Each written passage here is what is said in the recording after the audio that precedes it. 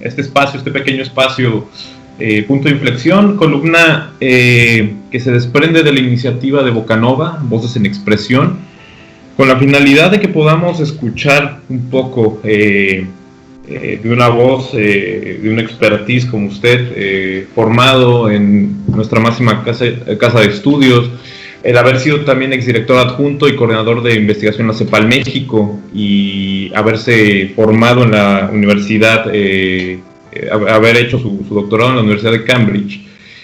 Para nosotros es un halago el poder contar con su opinión, con su punto de vista sobre algo que nos ocupa y preocupa el día de hoy, a raíz de lo que emitió ayer el presidente Andrés Manuel López Obrador sobre las medidas en lo fiscal, laboral y sanitario frente a la emergencia del coronavirus.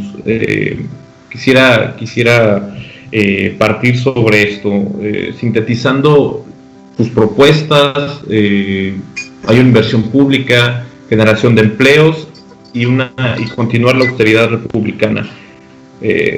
¿Cómo tomamos esto, estimado doctor?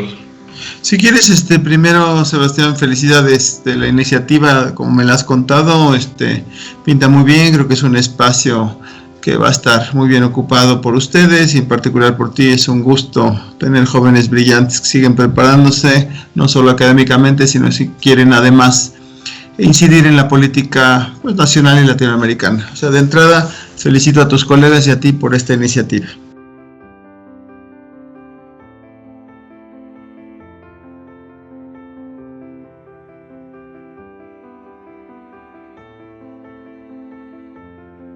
En América Latina, en particular en México.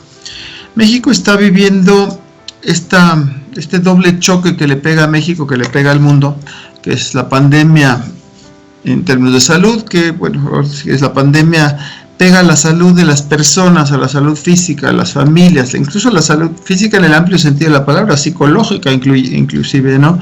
Y a la salud económica, a la salud de su bienestar, sus ingresos, ir a trabajar, comer, ya no digas si te enfermas, si te mueres. En el caso de la economía mexicana, esta crisis no es cualquier crisis.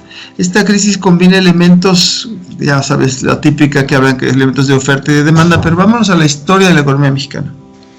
Ya podrías decir que tiene, por un lado, elementos de la crisis 2008-2009, que es una crisis de demanda, una crisis financiera internacional. Tiene elementos también de la crisis del H1N1 2010 en México, fue también una pandemia, pero aquí se inició. Y tiene elementos de otras crisis que hemos tenido, que son 2000, que te gusta, ya no me acuerdo las fechas, pero hemos tenido varias de esas, de la caída de los precios del petróleo. Para México, los precios del petróleo el petróleo sigue siendo un elemento importante por su impacto fiscal, más que en balanza de pagos no pega tanto, pero en la parte fiscal sí. Tiene un elemento dual porque el México ya ahora no es superavitario cuando ves petróleo y petroquímicos. Entonces, en el caso del gobierno mexicano, vende petróleo crudo y compra gasolina. Entonces, dependiendo de cuál sea el precio de compra de la gasolina y de venta del petróleo, el choque petrolero, cuando baja el precio, puede ser favorable o no al erario, dependiendo que decida hacer el erario, repercutir o no el precio de la gasolina. Pero tienes tres elementos muy fuertes de esos choques. Que hace esta crisis única en la historia mexicana y en la mundial, obvio. Digo, te tienes que ir casi a épocas preindustriales, o por lo menos de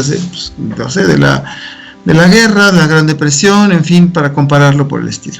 A esto súmale que la economía mexicana no venía bien. Llevamos 30 años de escaso crecimiento, como tú bien conoces, Sebastián, pero además el año pasado fue el primer año del López Obrador.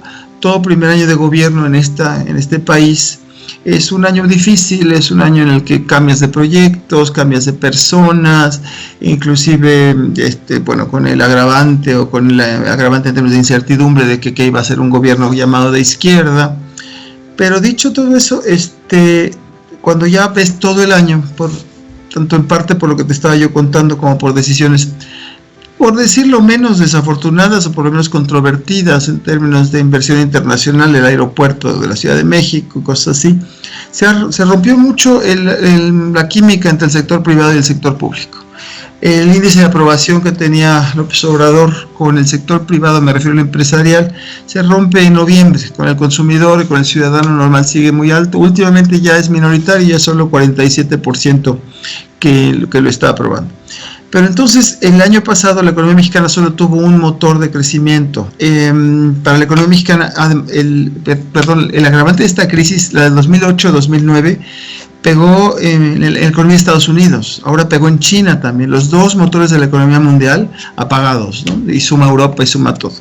En el caso de la economía mexicana, el año pasado, el único elemento importante dinámico fueron las exportaciones, y esas ahora van a estar igual de apagadas. Entonces, para México es una crisis inédita de veras. Ya habíamos tenemos un presidente que insiste él en que la austeridad republicana, él le llama republicana, pero en esencia es recortar gastos, recortar empleos, mantener un superávit primario de las finanzas públicas. Para tu auditorio, el superávit primario fiscal quiere decir que una vez que quitas el pago de intereses, porque bueno, supones que los intereses de la deuda seguirán pagando, lo que queda es o positivo o negativo. Si es positivo es un superávit. Entonces el gobierno mexicano desde el año pasado fijó como meta no subir la deuda pública, no tener un déficit y no hacer una reforma fiscal. En un gobierno llamado de izquierda que decide entrar sin hacer ninguna de esas cosas es muy sorprendente, porque pensarías, bueno, tenemos un gobierno muy rico. México, ingresos fiscales es muy bajo relativo a la OECD, muy bajo relativo a América Latina. Entonces ahora el presidente, ya el año pasado, su política fiscal de esta austeridad provocó que se acelerara o que la economía estuviera menos dinámica de lo que ya estaba. O sea, el año pasado estamos en cero, solo los economistas hablamos de un crecimiento de 0%, ¿no? Toda la demás gente dice está estancado, esto no creció ni nada. Y en este año el presidente no parece haber entendido que esta es una época inédita, que el choque que estamos viviendo es el golpe más fuerte que va a tener la economía mexicana o que ha tenido en décadas. Y insistió ayer el presidente en que su política, él dijo que la cultura nos va a salvar, y luego dijo que esa es una retórica, pero una figura retórica, pero bueno, habla de la cultura, que es un fenómeno estructural para una coyuntura muy importante, una coyuntura única que tenemos ahorita, espantosamente grave. Ya se está sintiendo. Abres el periódico, los miles de muertos, no en México todavía, aquí apenas llegó a 100, pero claro, apenas digo porque no es ninguno de mis conocidos y duele el alma de todos modos cualquier gente, pero esto se va subiendo. Y Andrés Manuel, en su discurso de ayer ante la Nación, él dijo que su respuesta está en la línea de que él fijó hace 2 años, cuando iba ya como candidato, y después ya como presidente de su Plan Nacional de Desarrollo, y que va a seguir con la misma línea, es decir, la austeridad. Incluso, una cosa extrañísima, dijo que las políticas contracíclicas son neoliberales. Si te metes a la literatura, tú conoces bien que los neoliberales decían que eran políticas del demonio, las contracíclicas. Eso si te metes a la historia. Si te metes a los modelos ahora de macro, bueno, de los más convencionales que les podrías llamar fundamentalistas de mercado o neoliberales, dicen que no hay que hacer nada, el mercado se ajusta solo, ¿no? Entonces Andrés Manuel, en su ideal imaginario, dice que la política contracíclica es mala, que la deuda es mala. Entonces lo que estamos haciendo es, parece que reviviendo las discusiones de Roosevelt y demás, o si quieres aquí en México tiempo atrás, de los secretarios de Hacienda, y él dice que hay que apretarse el cinturón. Parece que Keynes nunca pasó por Palacio Nacional, y digo, no tengo ni idea a quién es el que está escuchando. Keynes decía que los políticos vivos están haciendo eco de ideas de economistas muertos, y pues en el caso de López Obrador está haciendo ideas de los economistas, está repitiendo las ideas de los economistas más neoliberales, más recalcitrantes, más en contra de la intervención del Estado. Y desafortunadamente, estando así, su proyecto, que es, no voy a hablar de la corrupción, ese es otro tema, pero su proyecto que dice primero los pobres, en esta ocasión parece que primero los pobres son los que más van a ser afectados. La desigualdad va a aumentar, la pobreza seguramente, ni siquiera tenemos... No, algo que me faltó también, con su cambio de modelo institucional, Sebastián, él se deshizo de los programas anteriores de transferencias para poner nuevos programas, incluyendo por otro lado por la parte de salud, el Seguro Popular y cómo estaba organizado la Secretaría antes, y ahora está un Instituto para la Salud y el Bienestar que está en ciernes, está empezando. Entonces nos agarra, y para perdón también hicieron un cambio de las compras del Estado que fueran centralizadas. Suena muy bonito porque puedes tener precios más bajos y todo, pero en términos administrativos los países que lo han hecho han tardado años en lograr hacer eso. Entonces nos agarra en una posición muy complicada en términos de cambio de modelo al interior de la administración pública. Entonces todo eso está pasando, y Andrés Manuel dijo que el presupuesto que él diseñó el año pasado, bueno, él y su equipo más bien, aguanta para esto, y todas las estimaciones dicen que ni siquiera aguanta para esto, y menos, o sea, la política contracíclica no existe en su instrumental, y si le ves lo que está haciendo, va a ser una política procíclica, es decir, va a agudizar la depresión de la economía mexicana y hacer mucho más difícil su recuperación posterior. Los economistas tienden, como tú sabes, Sebastián, a hablar de las recuperaciones en V, nosotros decimos V de vaca, ¿no? En fin, o en L, y esta en B no va a ser seguramente, y con su política no solo en L, sino que puede ser como destruyes empresas. A diferencia de lo que está haciendo todo el mundo está viendo de dónde saca dinero para inyectar más recursos a la economía, sobre todo protegerla en este mes que la gente no puede ni salir a sus casas, de sus casas, como es tu caso, el mío. Somos afortunadísimos que podemos ir trabajando a distancia y tenemos un cheque que llega, ¿no? Pero en México 50% de la población no está bancarizada, o no es exactamente el mismo 50%, pero de la fuerza de trabajo es informal. Entonces, la magnitud del problema dista de poder ser satisfecha en una mínima parte con la misma política que había hecho el equipo de Andrés Manuel. A veces es una figura que los buenos capitanes de navíos no se miden en los días soleados y en los días con viento a favor, se miden en qué pasa cuando cambia el clima, cuando de repente vienen tormentas y qué va a pasar. Nosotros, nuestro capitán dice que la ruta que trazó es la ruta que está bien hecha, llueve, truene o relampaguee, porque esa es la que hay que seguir. Entonces estamos en una ruta de colisión con la realidad brutal, querido Sebastián, que le puede pegar, bueno, que nos va a pegar seguro. ¿En qué momento rectificará? O sea, no sé, ojalá no sea demasiado tarde.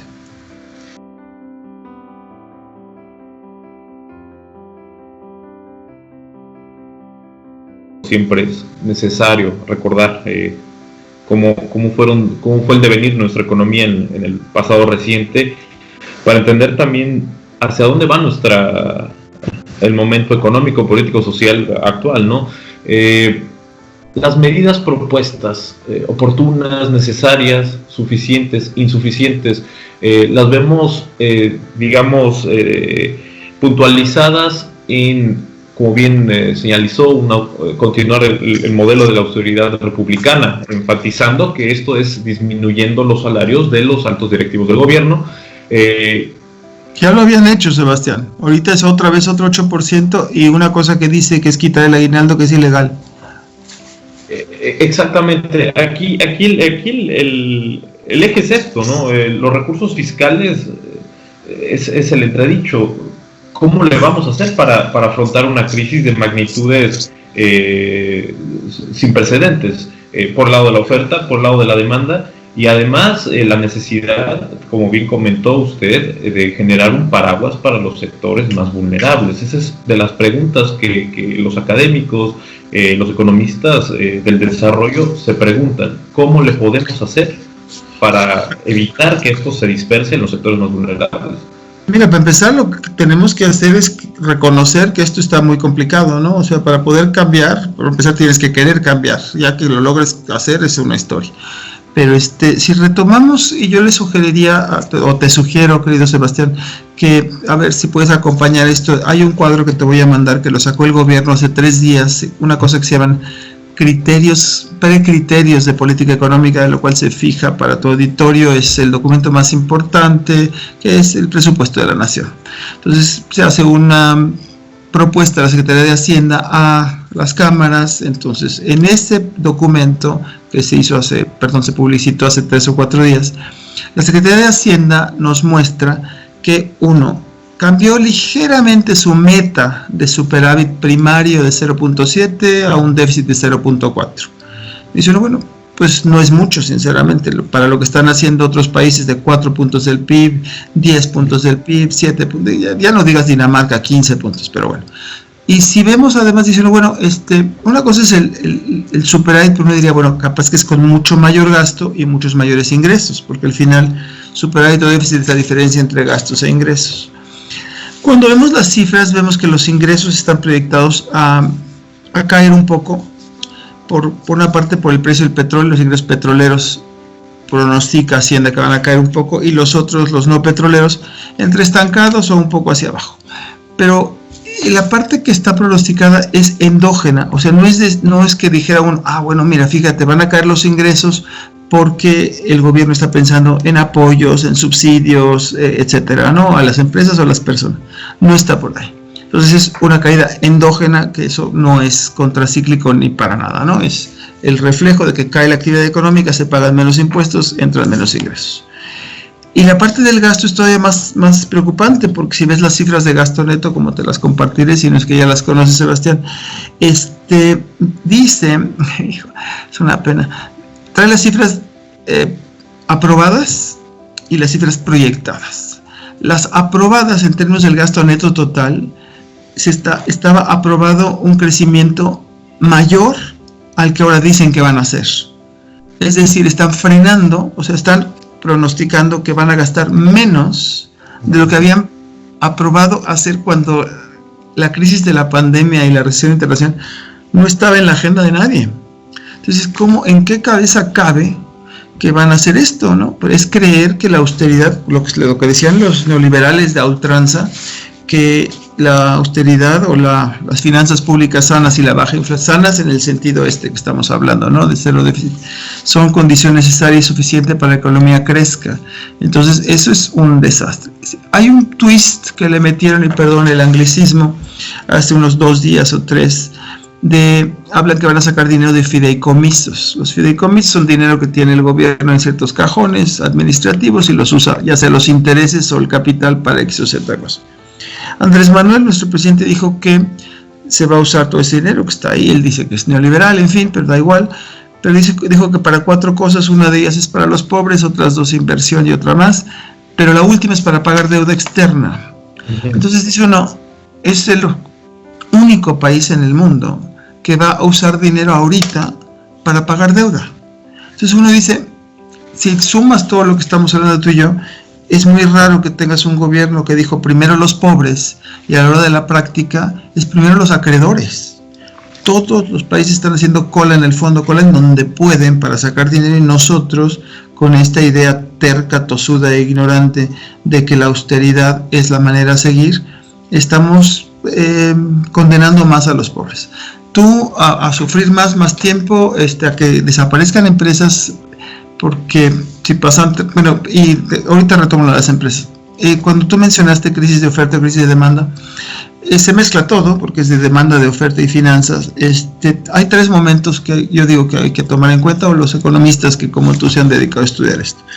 Por un lado, la primera es en la cual la gente está confinada a sus casas, algunos como tú y yo, con la gran ventaja que nos llega el cheque y podemos trabajar en línea, pero mucha gente no puede hacer eso. Entonces, en ese momento lo que necesitas es que la gente tenga dinero para comer y comida que le llegue. Eso es la primera. En una segunda fase, ya verás la fase de repunte, ¿no? ¿Cómo le puedes hacer? Bueno, perdón, los más vulnerables. Y luego una fase de repunte, ¿no? Y luego una reconstrucción de una economía distinta con con un sistema de protección social universal, etcétera. Ahorita con Andrés Manuel no está ni siquiera considerado bien esa primera fase. ¿Cómo le vas a hacer para llegar a la gente que no puede salir de su casa, o la gente que tiene que salir a trabajar pero no va a encontrar mercado de todos modos, ¿no? Entonces ahí tienes ese problema. Después tendríamos que pensar en la fase de repunte, y después en qué vamos a hacer para una economía más solidaria, más, etcétera. Entonces, lo que tú mencionabas hace rato en tu intervención, de que el presidente prometió 2 millones de nuevos empleos. Bueno, yo te prometo llegar al 5.º partido del Mundial. te lo prometo. Dime con qué instrumentos México llega al quinto partido, con qué instrumentos va a crear 2 millones. No hay una sola proyección, qué instrumento es el que se va a usar. Cuando habla de las inversiones que va a realizar, querido Sebastián, primero habla de inversiones creo que es en el sector energético, más bien son sus proyectos de mascota, y no queda claro los detalles de eso en términos de generación de empleo, no quedan absolutamente nada claros.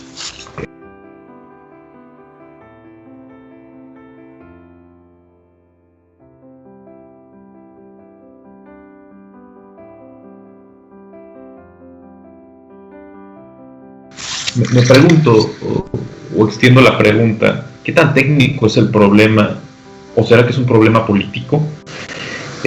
Vaya, los perdedores y los ganadores al final del día, con todos estos choques externos, internos, la falta de escenarios plausibles con recursos fiscales tan limitados, me hace pensar en lo que recientemente Thomas Piketty, Gabriel Zucman, Emanuel Sáenz han referido en la necesidad de pensar en este momento de la emergencia del coronavirus, la convocatoria política para generar una reforma fiscal en el sentido progresivo, sobre todo en aquellas economías como en América Latina tenemos, ¿no? Donde no tenemos un sistema de salud universal de calidad y no tenemos, digamos, la protección al empleo, como la tradición, digamos, de los países desarrollados o los países europeos o escandinavos.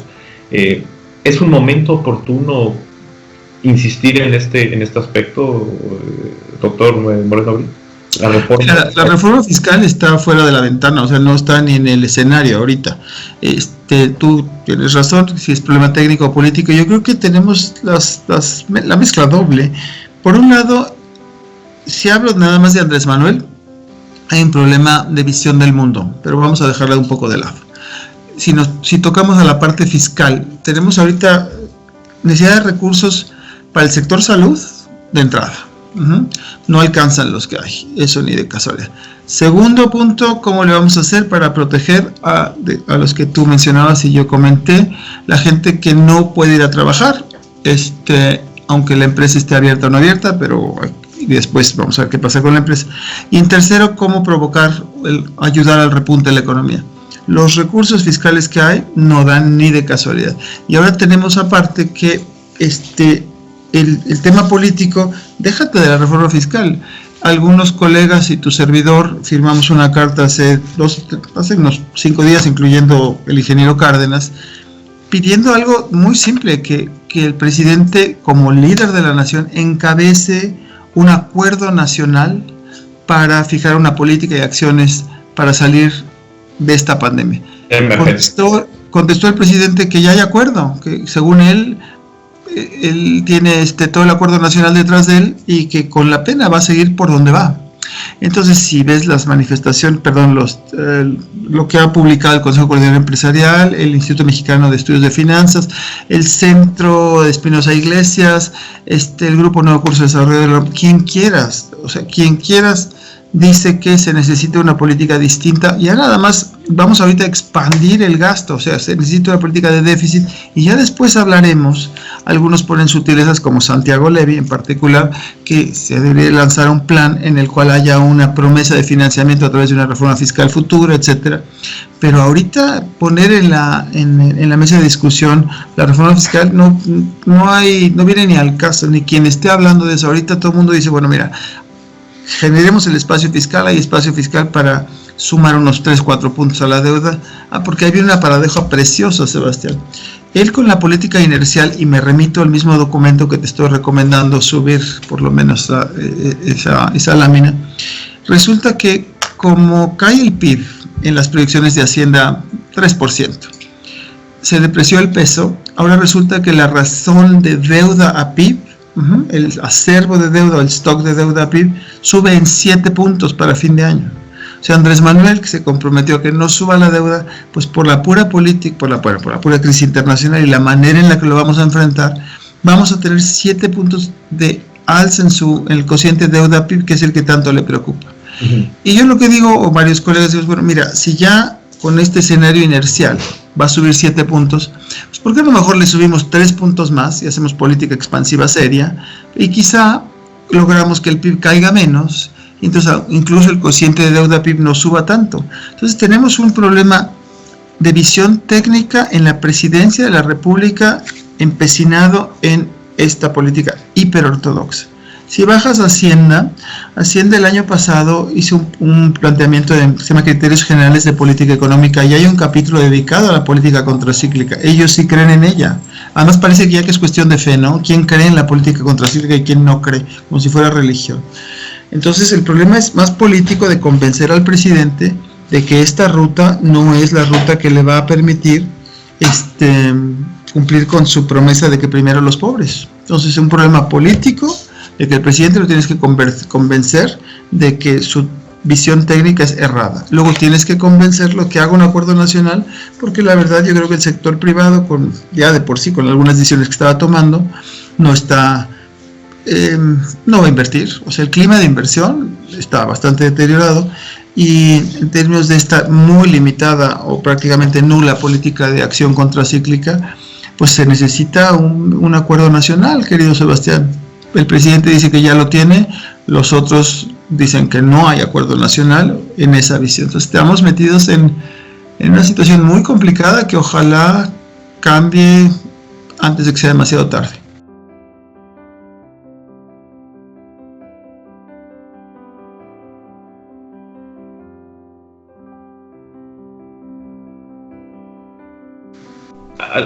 Algunos diseños o propuestas imaginarios, digámoslo así, económicos, desde América Latina, sobre todo en la CEPAL, algunos proponen un impuesto a las ganancias extraordinarias de los bancos privados, impuestos a los activos, impuestos a la salida de divisas, dado esta estrepitosa fuga de capitales que se ha dado, ¿no?, en la región, incluido México, impuestos al patrimonio de los millonarios. Es, digamos, el costo de oportunidad que se perdió en estos momentos, en el momento político adecuado de Andrés Manuel. Mira, la pregunta es muy, muy buena. Si habláramos no retos fiscales, sino retos económicos que enfrenta el país, gracias a la pandemia, son 4 el que abriste ahorita. Uno era recursos al sector salud. 2, recursos a los más afectados, tanto personas como empresas, en esta primera fase de la pandemia. Tercer punto, ¿cómo le haces para ayudar a un repunte? Y cuarto punto, ¿cómo le haces para colocar a la economía mexicana, habiendo resuelto esas 3 cosas antes, que es un big if, como dicen los gringos, en una senda de crecimiento robusto y más sostenido y sustentable de la que venía antes? Es decir, una nueva agenda de desarrollo, como decimos en la UNAM, o como la CEPAL dice, una nueva época, etc. Ahí tenemos un gran tema, porque México lleva, como tú sabes, por lo menos 2 décadas apostando a lo que los gringos le llaman el export-led growth, el crecimiento liderado por las exportaciones. No hay manera hoy en día que ninguna economía pueda salir liderada por las exportaciones. Entonces tenemos que ver al mercado interno. Siempre hay que aclarar que no quieres cerrar la economía, no quieres ignorar las exportaciones, no quieres nada de eso, pero que el mercado interno es en el que te vas a tener que apoyar, como los barcos cuando tienen 2 motores, o sea, o remas o la vela, ¿no? Es lo mismo. Entonces, lo que México tiene que hacer es fortalecer el mercado interno como palanca de desarrollo. Eso suena muy bonito técnicamente, matriz insumo producto, y lo que usted sí mande se puede hacer los cálculos de cuánto hay que impulsar el mercado interno. Pero el mercado interno en última instancia somos los mexicanos, los peruanos, los ecuatorianos, cada uno en su país. Un país en el cual el 50% de la población es pobre, el 80% raya en condiciones de vulnerabilidad, que quiere decir que tiene una carencia social o acceso a luz, a alimento, etcétera, o no tiene ingreso suficiente. Es imposible que tenga un mercado interno sólido, salvo que haga una política de redistribución del ingreso.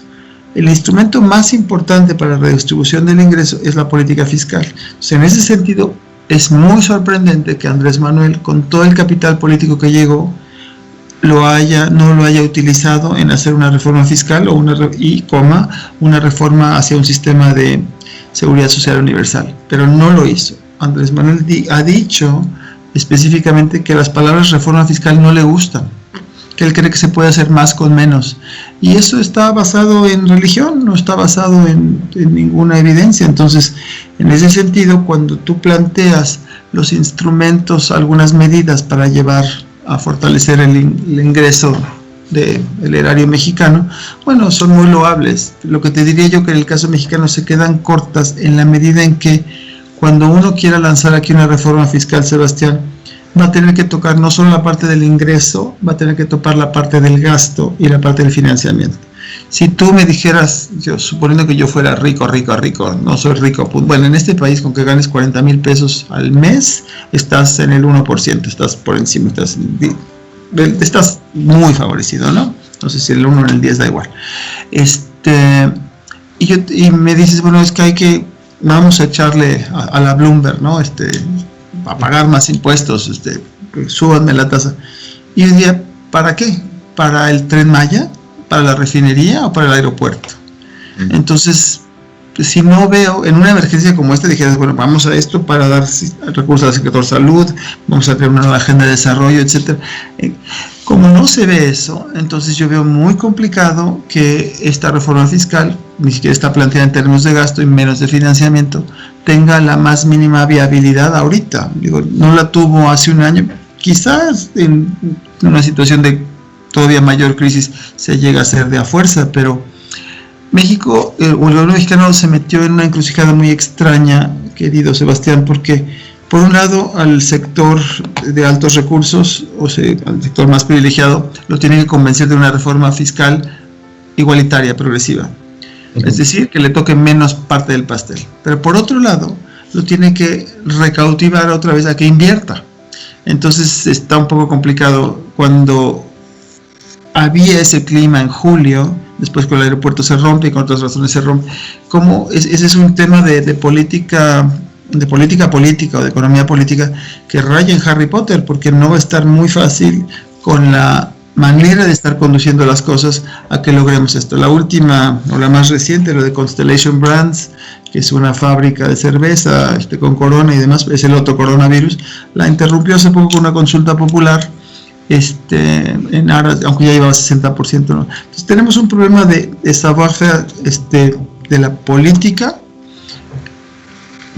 política económica, y qué difícil es discutir, pienso yo, con un presidente que él ha tenido una línea que unos podrían haber dicho que era errada, no sé cuántas elecciones presidenciales ganó, participó, y ganó en una en la cual en una ocasión le preguntaron, ¿qué tiene usted que hacer para ganar? Y él dijo, con que mis adversarios sigan haciendo lo mismo, yo gano.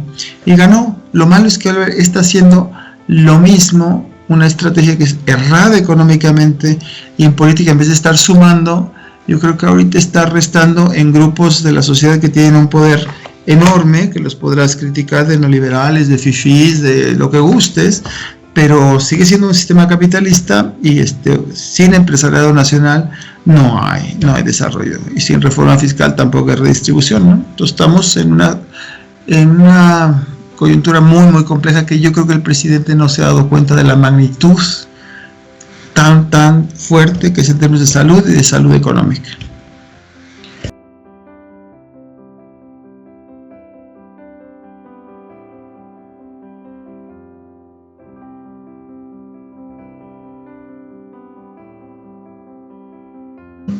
Por este tiempo que se toma para explicarnos a mí en lo personal y a nuestra audiencia el devenir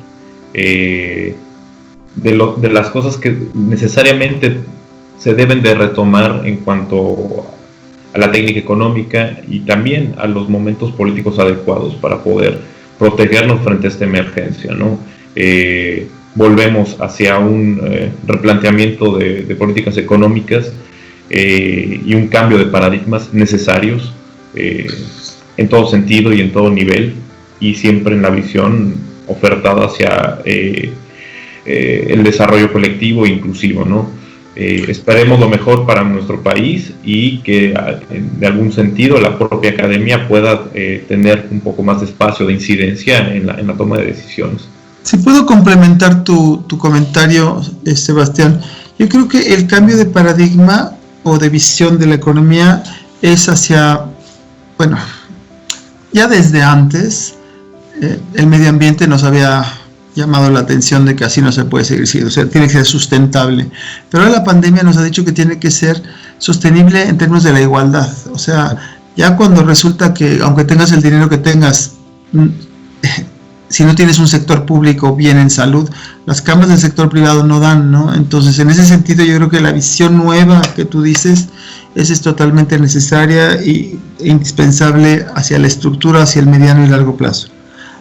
En términos de lo que no se necesita un paradigma nuevo, pienso yo, son las políticas de estabilización. O sea, toda economía que enfrenta un choque externo de la magnitud que gustes, tiene que hacer uso de unas políticas deficitarias y unas sociales muy bien diseñadas, pero no es el momento de estarse fijando en un déficit fiscal o en ajustar las cuentas. Sería, pues, si te vas hasta Roosevelt, sería bueno, a quien quieras de la gente sensata de esto, pero si vas hasta allá, es irresponsable estarse fijando, poniendo como metas unas metas fiscales de esa magnitud cuando tienes que hacer otras cosas que me refiero a enfrentar la problemática de salud y la problemática económica. Y una paradoja muy extraña del discurso de ayer es que a la vez que Andrés Manuel ve el endeudamiento público como una gran falla neoliberal, yo digo que es un error verlo así, pero él lo ve así, a la vez le promete a los mexicanos que a las pymes las va a ayudar con créditos, o sea, con deuda. Entonces, a mí me cuesta mucho trabajo entender por qué la deuda pública, interna o externa, es un gran pecado neoliberal, pero a la vez ese mismo pecado se vuelve en virtud para ayudar a las pymes, porque a lo mejor les regalamos el dinero. O sea, si la deuda es el problema pública, pues también debe ser privada. Entonces tenemos una serie de cortocircuitos en el modelo macro, el modelo de funcionamiento de la economía que tiene ahorita Palacio Nacional, que por algún lado va a ser agua y ya está haciendo agua. Ojalá no sea demasiado tarde cuando tengan que aplicar lo que sería una medicina en cualquier mundo, rojo, azul, verde, amarillo. Las políticas de estabilización son políticas necesarias, legítimas y no son neoliberales o no neoliberales. Digo, se pueden aplicar de ciertas maneras más equitativas o no, pero decir que incurrir al financiamiento para enfrentar emergencias de salud y de economía es neoliberal o errado en ese sentido es totalmente absurdo y creo que lo vamos a pagar todos. Esperemos que haya un cambio en el planteamiento de las estrategias, un cambio también en el diálogo con la academia. La academia es precisamente para no mentir, dado que nos ha enseñado que las precisiones y la búsqueda del bien común es uno de los fines de esta bonita ciencia social como la economía, ¿no? Trabajo de doctorado me imagino que ayudará, como se le hace para que las percepciones se ajusten a la realidad, querido. Ya lo leeré.